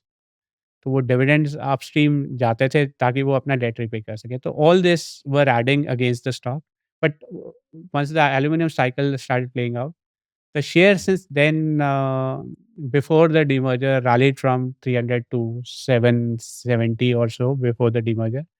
And even post the demerger, I think the share will make a decent amount of money. अभी तक सिर्फ एक ही लिस्टेड है जो रेजिडुअल कंपनी है, but that is only the holding company for Hindustan zinc. The zinc cycle has also played very the silver. तो Hindustan zinc zinc बनाता है और सिल्वर साइड प्रोडक्ट है उसका, माइनिंग का। और सिल्वर की प्राइसेज़ आपको देखा है कि क्या हुआ है। तो Hindustan zinc is the only proxy on silver in India at scale. अच्छा, उसके अलावा कोई भी नहीं है और? Hindustan zinc is now effectively the top 3 producers of zinc. तो हुँ। वो लेड लेड की जब ज़िंक की माइनिंग करते हो तो लेड निकलता है और लेड के साथ सिल्वर मिलता है। अच्छा, तो Hindustan zinc makes about 650 tons per year of and it's among the top 10 silver manufacturers globally, miners globally. Hmm, तो से तो ये सब चीज़ें प्ले आउट हो रही थी, तो कभी मुझे तो टेंशन नहीं हुई, मार्केट ने उसको रीरेट कर दिया, तो that was one way of hmm, playing this special situation. तो आई स्टिल फील कि some money is going to be made with the listing. The aluminium company is yet to be listed, I don't know where it will be listed. So in my mind how to play this demerger was कि एक मेरी conviction थी at the core set of businesses, और जो अब नई 4 companies list होंगी, मुझे नहीं पता किस प्राइस पे लिस्ट होंगी। बट मेरे पास एक रेंज है उनकी कि इस प्राइस में फेयर वैल्यू है। अगर उस प्राइस से नीचे लिस्ट होता है, तो मैं और खरीदने के लिए तैयार हूँ। अगर उस प्राइस से ऊपर बिकता है उस रेंज से, तो मैं बेच दूँगा। तो I can double down on the share और आई कैन एक्सिट। तो that framework helps me in holding on to those company. Aluminium की प्राइसेज़ क्यों इतना रैली हुआ था एंड उससे कैसे एल्यूमीनियम की हुआ? प्राइसेज़ यार स्ट्रक्चरल है कि ICE engines are being replaced by EVs. And EV जो कार्स हैं उसमें एल्यूमिनियम का यूसेज इज मच मोर। तो एक वो डिमांड के कारण है। The other is copper is in a huge shortage. तो कॉपर गिवन सब कुछ जो हो रहा है कि कॉपर तो सर्व कर ही नहीं सकता। Now copper is used for conduction of electricity, मतलब it's the most efficient metal. But अगर कॉपर नहीं अवेलेबल है तो उसका next best process aluminium. Aluminium. In fact कल मैं नरेश कटारिया के साथ पॉडकास्ट कर रहा था, उन्होंने एक बहुत इंटरेस्टिंग चार्ट दिखाया। एल्यूमीनियम एंड कॉपर की prices are like directly correlated. मतलब इतना एकदम, वो जो चार्ट था ना, वो चार्ट में मतलब गैप इतना कम था कि जैसे एल्यूमीनियम की प्राइस बढ़ती है, कॉपर की हाँ, बढ़ती वो है। थोड़े टाइम में वैसे गैप्स बढ़ सकते हैं बट वो हाँ, ultimately they will catch up. Yeah they will catch up. And उन्होंने बहुत इंटरेस्टिंग बताया कि रेशियो होता है aluminium price to copper price. हाँ, ये रेशियो अगर 3.5 3.6 के ऊपर अगर गया, जैसे एल्यूमीनियम टू कॉपर, तो वो प्राइसेस मैच हो कॉपर जाएँगे। To aluminium. हाँ, कॉपर टू एल्यूमीनियम, हाँ, सॉरी। तो वो रेशियो इंटैक्ट होने के हिसाब से वो हाँ, प्राइसेस तो क वो ऐसे ही वो लॉजिक गोल्ड सिल्वर में होते हैं। सो हाँ, some people bought correct. Silver simply because of that. So मतलब that's a very way interesting way of thinking. I don't invest like that but hmm, aluminium में और एक बड़ा साइकिल हो गया कि जो ईरान वॉर हुआ तो almost 15% of the global aluminium is manufactured in in Middle East. Hmm, तो वो पूरे एल्यूमिनियम की सप्लाई रुक गई। एल्यूमिनियम में कॉस्ट क्या है? कोल है, बॉक्साइट है और सबसे बड़ी है कन्वर्जन कॉस्ट की alumina to aluminium is electricity. तो जहाँ पे इलेक्ट्रिसिटी चीप है, वहाँ पे एल्यूमिनियम बनता है। हुँ, तो क्योंकि मिडल ईस्ट में गैस है जो फ्लेयर अप करनी पड़ती है, तो that's why aluminium is being produced even though they don't have bauxite deposits. Hmm. और वैसे ही कनाडा में क्योंकि हाइड्रो पावर चीप थी, तो Canada is a big manufacturer of aluminium. और ये कॉपर का शॉर्टेज क्यों हो रहा है इतना ज़्यादा? Yeah, because copper is much मतलब availability of copper in the earth's crust is much lower than other metals. हुँ, तो जो पहले और बहुत ही लिमिटेड कंट्रीज़ में हैं और जो ग्रेड ऑफ कॉपर होता था एक टाइम पे you could find ore which had 2.5% concentration of copper और अब जो ओर्स आ रहे हैं दे आर लेस देन 1% और नई माइंस भी नहीं मिल रही हैं and copper in the EV transition copper is the core. जो सारी जो मोटर्स हैं, मोटर्स के अंदर कॉपर ही लगेगा, वहाँ एल्यूमीनियम भी नहीं लग सकता। जनरेटर्स और हुँ, मोटर्स के अंदर जो वाइंडिंग कोर्स हैं, वहाँ पे कॉपर ही चाहिए। हुँ।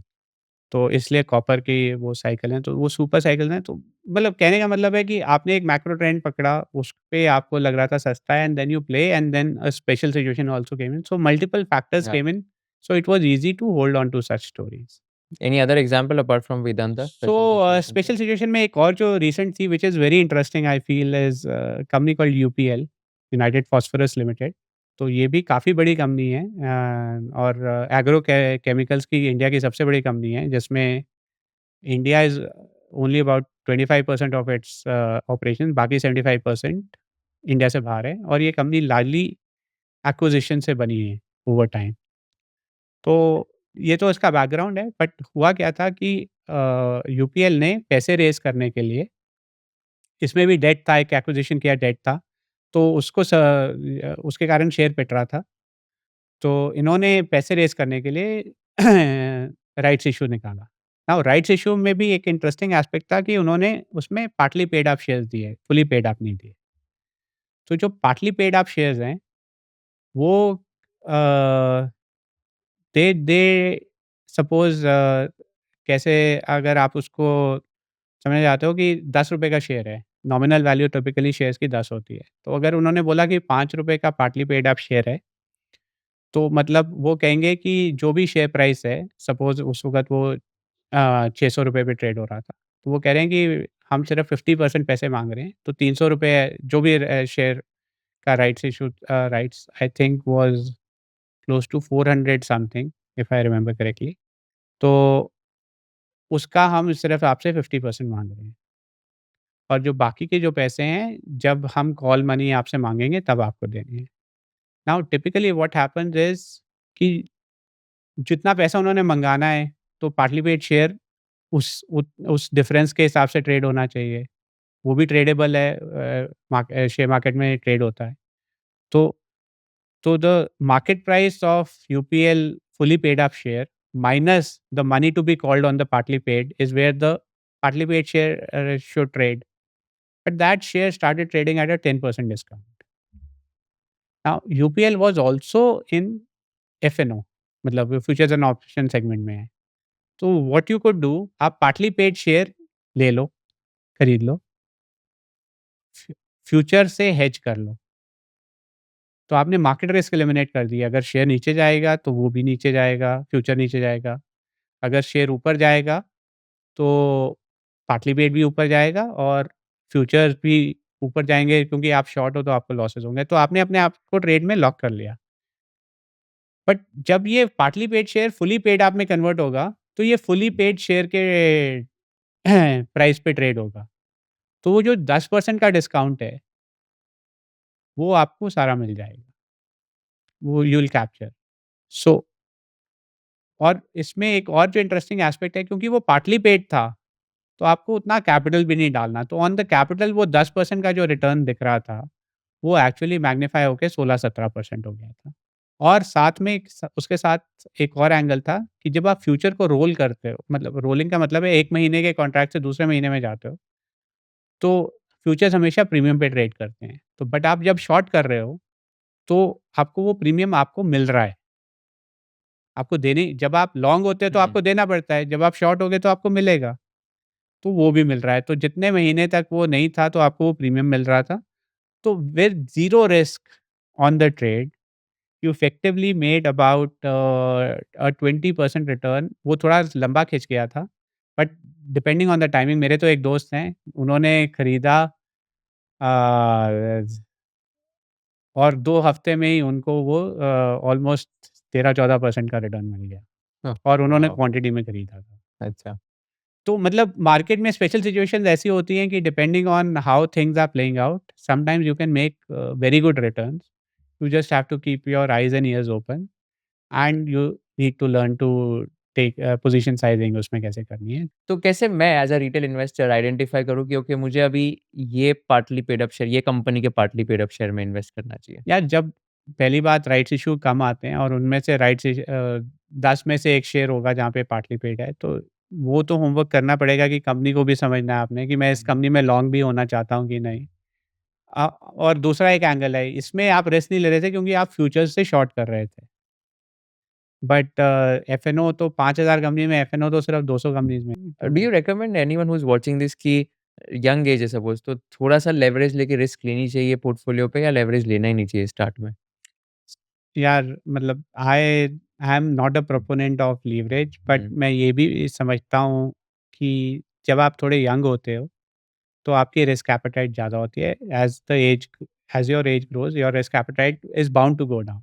हुँ, तो शुरू में क्योंकि कैपिटल थोड़ा कम होता है और आप थोड़ा लीवरेज ले रहे हो, बट यार नेट लीवरेज के साथ प्रॉब्लम ये है, एक बारी आपने शुरू कर दिया तो आपको उसकी आदत पड़ जाएगी. अब 2 सिनेरियोज़, आपने लीवरेज लिया, आपको बेनिफिट मिल गया तो आपको बहुत अच्छा लगेगा, फिर आप लेते ही रहोगे till the time that big hit comes जिसमें हम मार खाएँगे. या सो मतलब as a habit you should avoid leverage. Hmm, कुछ लोग लेते हैं बट उनकी लीवरेज बहुत मार्जिनल होती है. वो 10-15, जैसे हम कह रहे हैं, हम कवर्ड कॉल में कह रहे हैं, हमारी लीवरेज 15-20% से ज़्यादा कभी भी नहीं होगी. हम उससे ज़्यादा लीवरेज लेने का कोई वो प्लान भी नहीं है क्योंकि hmm, leverage cuts both ways. It will multiply your returns और मार्जिन पे मार्केट में 20% की करेक्शन आएगी और आपका सारा मार्जिन ज़ीरो हो जाएगा. हुँ, मतलब आपका कैपिटल ही वाइप आउट हो जाएगा. तो वो जब तक आपके साथ होगा नहीं, आपको समझ नहीं आएगी ये बात. Right, so Buffett used to say कि anything multiplied by zero is still zero, hmm, yeah no matter the starting capital. Any other book that you recommend our audience who is watching this? So I really love this book called Misbehaving by Richard Thaler. अ, ये behavioural finance के ऊपर है कि वो कहते हैं कि पूरी जो इकोनॉमिक्स है it's built on the concept that a rational human being will act depending on उसके आसपास क्या हो रहा है. बट वो यही क्वेश्चन कर रहे हैं कि वो रैशनल कैसे है, कि depending on the circumstances the human behaviour will change. There is behavioural finance में एक कॉन्सेप्ट है लॉस एवर्जन का। तो अगर आपने ₹100 कमाए या ₹100 लूज़ किए, the pain of losing ₹100 is much more than the Joy of making ₹100। ये फैक्ट है। तो बिहेवियरल फाइनेंस के अंदर वो कहते हैं कि loss of 100 versus gain of 100 is not the same thing, whereas economics works under the assumption कि दोनों बराबर हैं। तो वो ये किताब हाइलाइट करती है कि अगर आप बिहेवियरल एस्पेक्ट्स को देखो, तो आपको ह्यूमन बिहेवियर कहीं बेटर समझ आएगा और अकॉर्डिंगली आप बिहेव करोगे। मतलब मार्केट में 2 ही सेंटिमेंट हैं, या तो फ़ियर है या ग्रीड है, ठीक है? And that sentiment of fear and greed will drive the valuation. तो अगर आप बोलो कि ये सेंटिमेंट ड्राइव कर रहे हैं, तो आपको दिखेगा कि मार्केट में कब वैल्यूएशंस हीट अप हो रही हैं और कब वैल्यूएशन, अगर आप उस तरह से सोचना शुरू करो। तो आई थिंक इट्स उसमें बहुत इंटरेस्टिंग एनेक्डोट्स हैं, उसमें बहुत ही ह्यूमरस तरीके से वो समझाता है और मुझे one of the best books I have read in the last 10 years. Hmm, अभी तो आपने I think 3 case studies discuss की, Ashiana Housing, UPL, Vedanta and of course Unitech also, तो 4 केस जी। स्टडीज़। बट रीसेंट एग्ज़ाम्पल्स में, रीसेंट टाइम्स में, ऐसे last 2-3 years में ऐसा कोई मल्टी बैगर जो आपके जर्नी में मल्टी आया हो? बैगर आया है कोविड के बाद से, बट उसमें कहूँगा कि मेरी सोच थोड़ी कम थी। मेरे जो दोस्त हैं मनोज दुआ, उनकी कन्विक्शन पे लिया and it has worked out very well. So कौन-सा था ये? A company called TD power. Okay, तो TD power is a company that makes generators. तो वो एक सर्टेन कैपेसिटी के जनरेटर्स बनाते हैं और पहले वो कम्पीट करता था सीमेंस और एबीबी से इंडिया में। तो इंडिया में जो सारी डिमांड आती थी एज़ बैकअप जनरेटर्स इंडस्ट्री से आती थी, and over a period of time that demand shrunk. So the company was gradually building its credentials to export generators globally. So there was this long transition period. हाँ, उससे पहले the company was always conservative. Its MD Nikhil is a pretty nice promoter and very conservative. But उन्होंने एक बारी एक capacity एक plant setup किया था जी के साथ, अ, कि जी उसका खरीदेगा वो सारा ग्लोबल सप्लाई के लिए। बट 2008 हैपेंड दैट कैपेसिटी, जी backed out of that arrangement और उनके पास वो कैपेसिटी खड़ी हो गई और कोई बायर नहीं था, तो दैट हिट देम। और फिर इंडिया में जो डिमांड थी it had expanded very fast and then it started shrinking. तो for many years the company kind of stagnated. But उस स्टैग्नेशन के पीरियड में क्या हो रहा था कि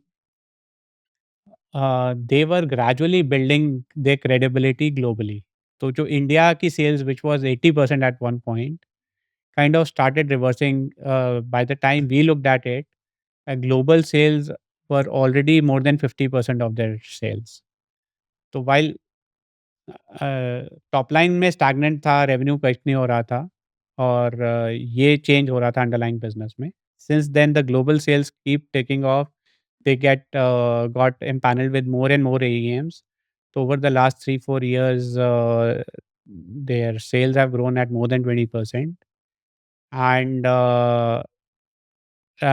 it's become one of the big beneficiaries of the data center boom. Because data centers को इतनी ज़्यादा पावर चाहिए, उन्हें ग्रिड से कनेक्शंस मिल नहीं रहे, तो they need these generators to generate the power. And from 2020 lows, मतलब, and we bought it close to those lows. The stock is up 40x. Oh wow! 40 times, 6 Yeah. Years.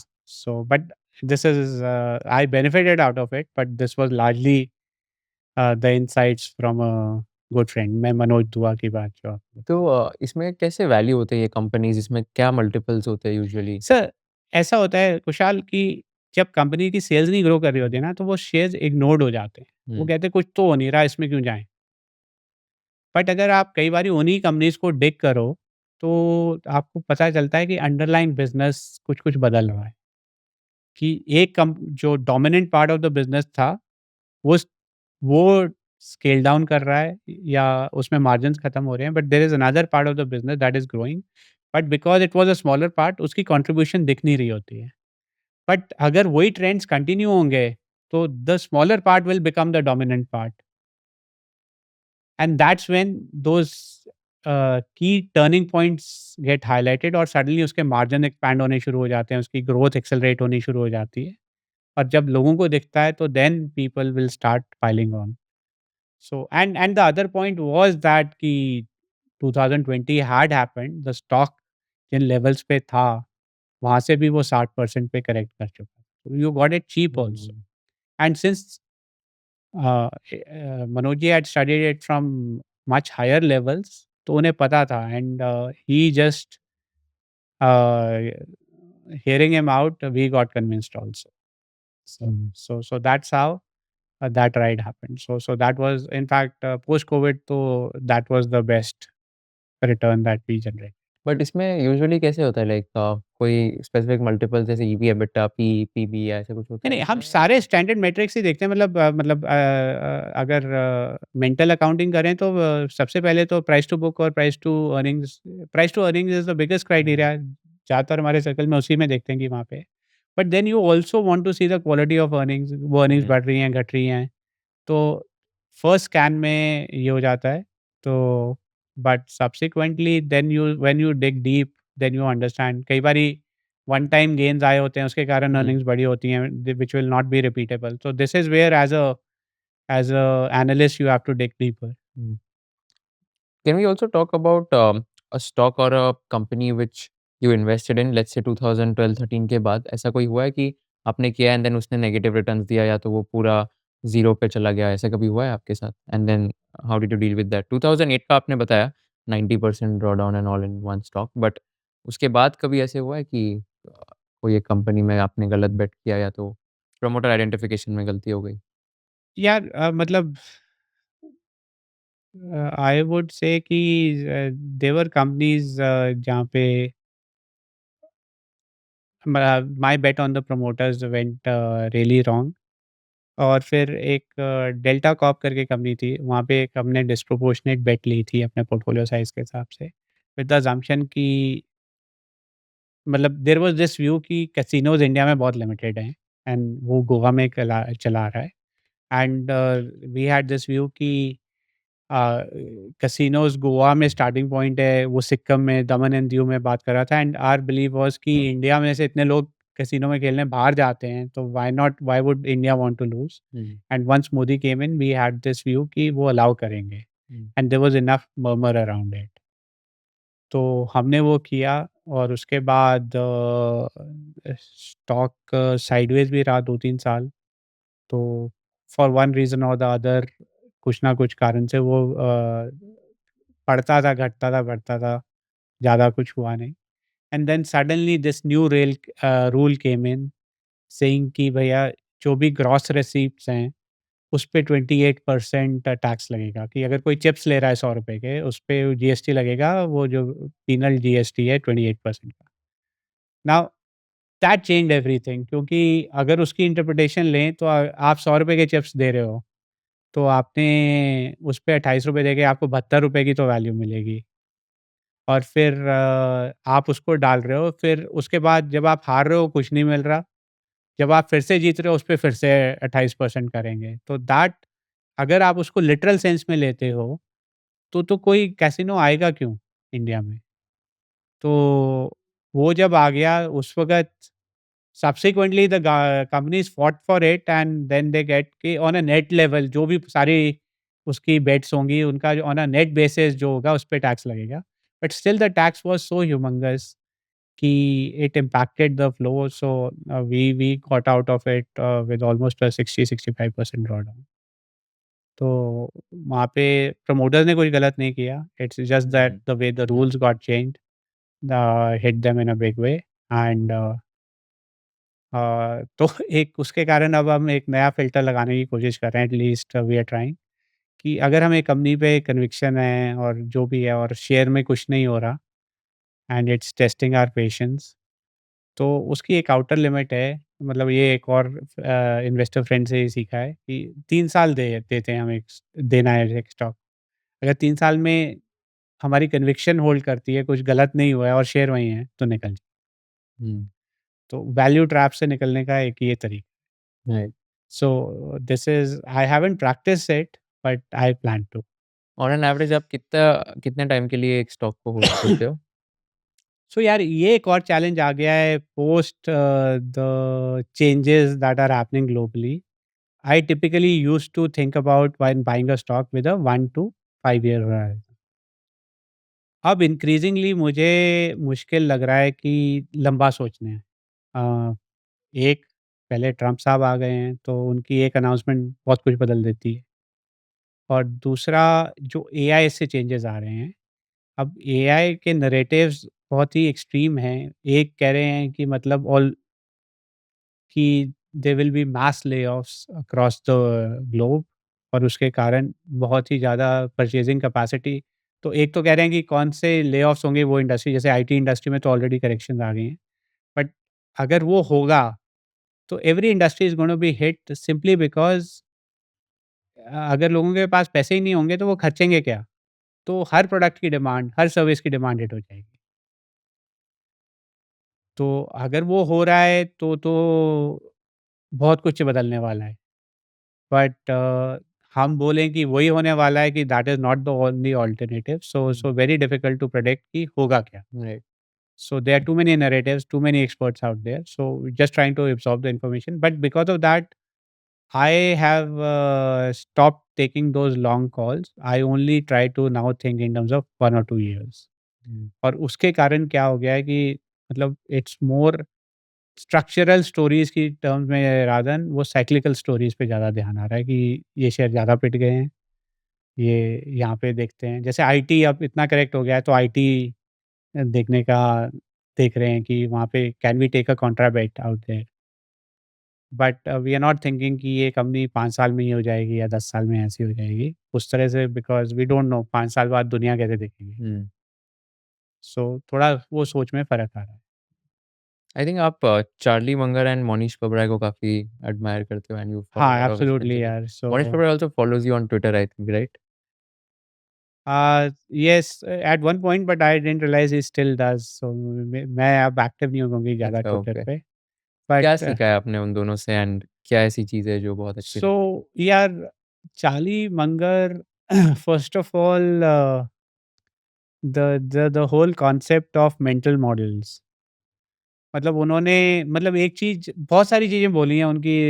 The एल्युमनैक of Charlie मंजर जो है वो किताब, अगर आई I would recommend कि कोई भी सीरियस इन्वेस्टर अगर अपने आप को बोलता है तो he should read that book. Hmm, it's a thick book.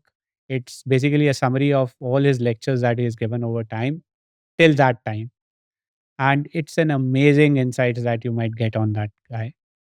But जो मेरे को एक चीज़ वो कह रही है कि वो कह रहे हैं कि मतलब you don't need to be a specialist in anything.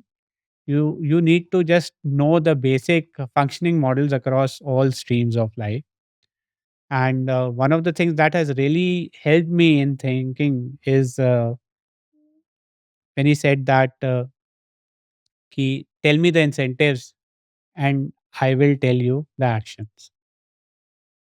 तो वो कह रहे हैं कि people are driven by their incentives and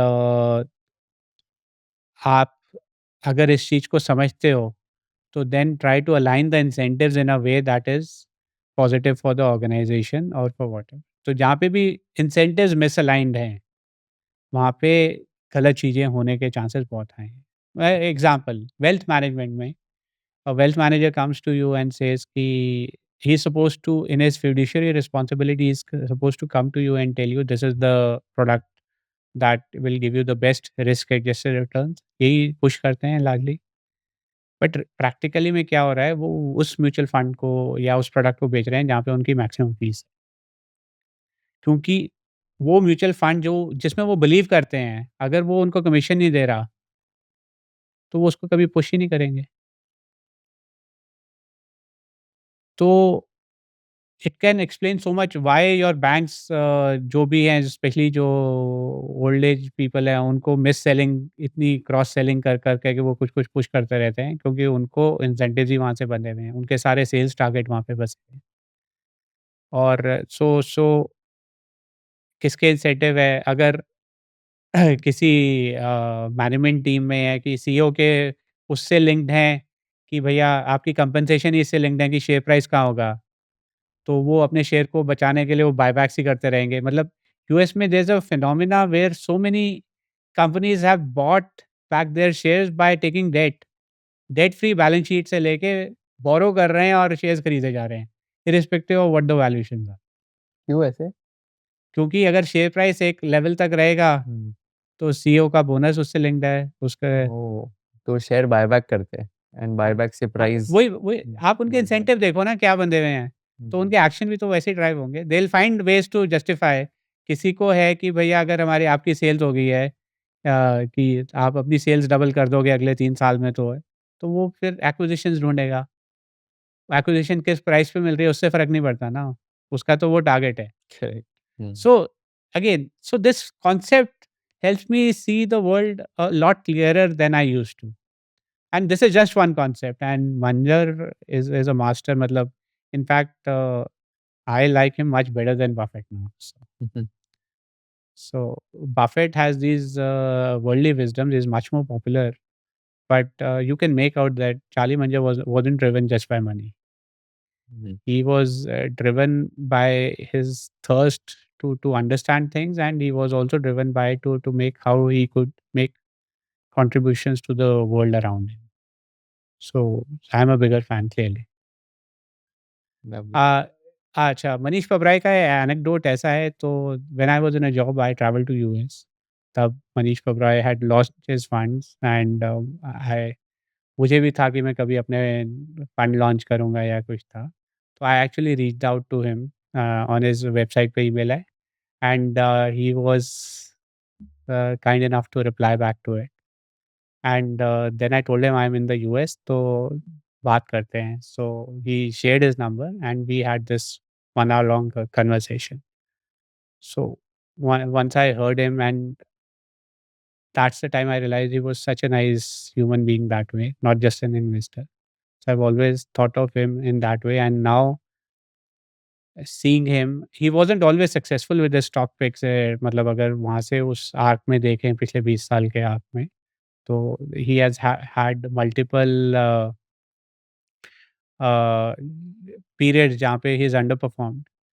But his thinking and his ability to explain his thinking in such a nice way is what I find very good. And what he's done with Dakshana, his foundation is amazing. So I do respect him.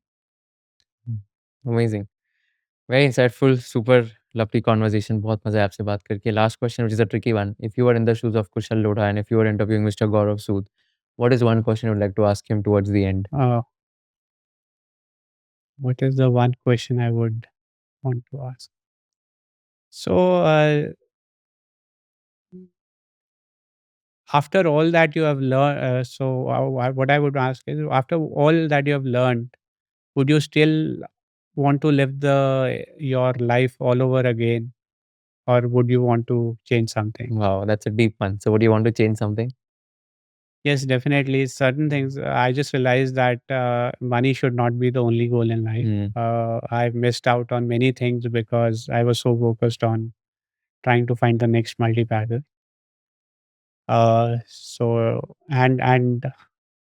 And just trying to compound money is a rat race. It's never going to end. Uh, you're going to come, you're going to get old, and you're going to die. So here another stark example comes is of Rakesh Jhunjhunwala ji. So he was so good at what he did, both as a trader and as an investor. And matlab, there's nobody else who comes even remotely close to it, but he had this blind spot, which is he did not focus on his health. And he was a heavy drinker, a smoker, and and in fact, in many of his interviews lately, he also acknowledged that I needed to do those, but he never did that, and that cut short his life in such a dramatic way. So the point is that you need to see your blind spots and take course correction. You're not going to be a champion in all the aspects of your life. So where you are weak, you need to focus. Yep, that's a brilliant piece of advice. Thank you so much for doing this. बहुत मज़ा आया आपसे बात करके, बहुत ज़्यादा सीखने मिला। मैं स्टूडेंट जैसे बन गया था, डाउट्स पूछ रहा हूँ, but thank you so much once again and wish you all the best and congrats on your phenomenal investing journey and I am sure this is just the beginning and you have a long way to go. Thank you so much. Yeah, thanks, Kushal. Thanks for having me, and I'm deeply impressed by what you've built out here. And you're doing something which I didn't even know existed or will exist just 5 years back. So I'm super impressed by what you do, and the very best of luck to you for your future journey. Thank you so much. मुझे भी नहीं पता था 5 साल पहले कि ऐसा कुछ होगा। मैंने तो बस ऐसे ही चालू कर दिया था, but it's all because of people like you who come on the podcast and then guide all our audience. So I think it's all because of people like you. Yeah. In that sense, I think you're doing a much better job. Uh, since I was active in options, I've seen many other people who are active on the social media and YouTube, where they were talking about things that practically are not possible. So I think you have done a much more sensible job about informing the people and getting it's driven by the quality of people you have invited onto your podcast. So that's one of the reasons that I wanted to be here. So No, no, thank you so much and all the best. Thank you. yeah, thank you, Vishal. अगर आपको ये video पसंद आया होगा तो I request you to share it with all your friends and subscribe to our channel so that we can give you more value additive content in the shortest amount of time. हमको ये बताइए कि आपको कौन से kind of guest चाहिए, हमको ये बताइए कि कौन से क्वेश्चंस मुझे नहीं पूछने चाहिए थे, कौन से क्वेश्चंस मुझे और पूछने चाहिए थे ताकि आपको और ज़्यादा वैल्यू मिल सके, और कौन से ऐसे पार्ट्स हैं जो आपको बिल्कुल पसंद नहीं आए ताकि हम लोग ये पार्ट स्ट्रीम कर सके फ्यूचर एपिसोड्स में। So thank you so much once again for watching this episode and keep sharing all our episodes with your friends and keep giving us feedback so that we can improve and come up with better quality content.